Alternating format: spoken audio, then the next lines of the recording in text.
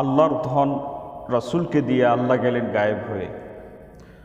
রাসূলের ধন খাজা পায়া শুয়ে আছে আজমিরে, কেউ ফিরে না খালি হাতে খাজা বাবার দরবারেতে।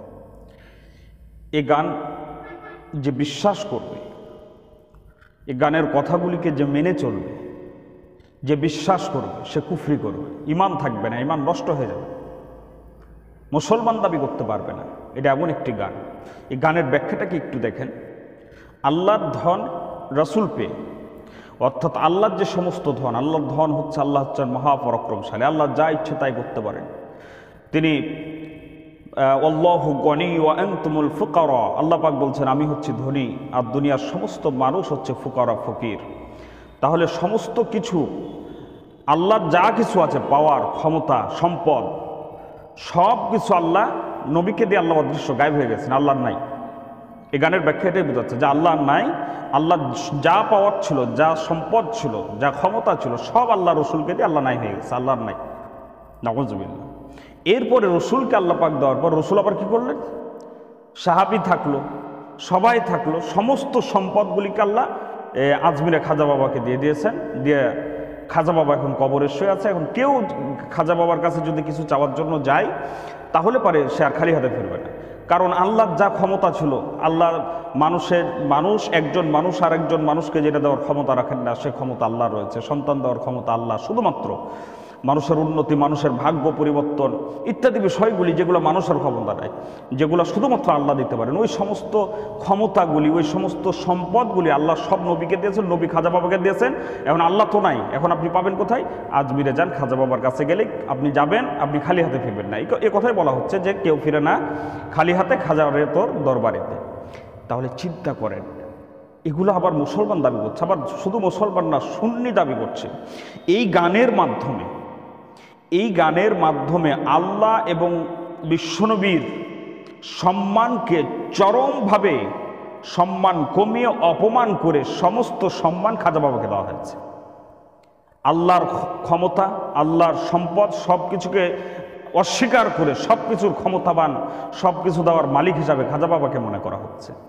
এ গানের মাধ্যমে শুধু খাজা বাবার সম্মান বাড়া হয় নাই, এ গানের মাধ্যমে আল্লাহ এবং রসুলের সম্মানকে চরমভাবে নষ্ট করা হয়েছে এবং আল্লাহ এবং রসুলের থেকে সর্বোচ্চ সম্মান খাজা বাবাকে দেওয়া হয়েছে। এরপরে তারা আবার বড় বড় কথা বলে, হক্কানি আলেম ওলামাদের বিরুদ্ধে ফতোয়া দেয়, হক্কানি আলেম ওলামাদের বিরুদ্ধে ফতোয়া দেয়। আমি একটা জিনিস লক্ষ্য করেছি, যে সমস্ত সুন্নি দাবিদার, আমরা তো সবাই রসুলকে অনুসরণ করি, যারা রসুলকে অনুসরণ করে তারা হচ্ছে সুন্নি, রসুলকে অনুসরণকারী, তা আমরা সবাই অনুসরণ করি। কিন্তু তারা যেটা বলে যে শুধুমাত্র তারাই নাকি রসুলকে অনুসরণ করে, অথচ রসুলের আদর্শ তাদের ভিতরে নেই, রসুলের আদর্শ মোটেও তাদের ভিতরে নেই। এই সমস্ত মাজার পূজারীদেরকে আমি দেখেছি যে, এই একটা কথা আছে, আমাদের প্রবাদ আছে যে অল্প বিদ্যা ভয়ঙ্কর। এরা কোরআন পড়তে পারে না। এদের তেলাওয়াতগুলো আপনারা অবশ্যই শুনেছেন, মিডিয়াতে, ফেসবুকে, ইউটিউবে আপনারা দেখেছেন তেলাওয়াতগুলি। কি অবস্থা! একদম সাধারণ মানুষ যেভাবে তেলাওয়াত করতে পারে তার থেকেও খারাপ অবস্থা এদের।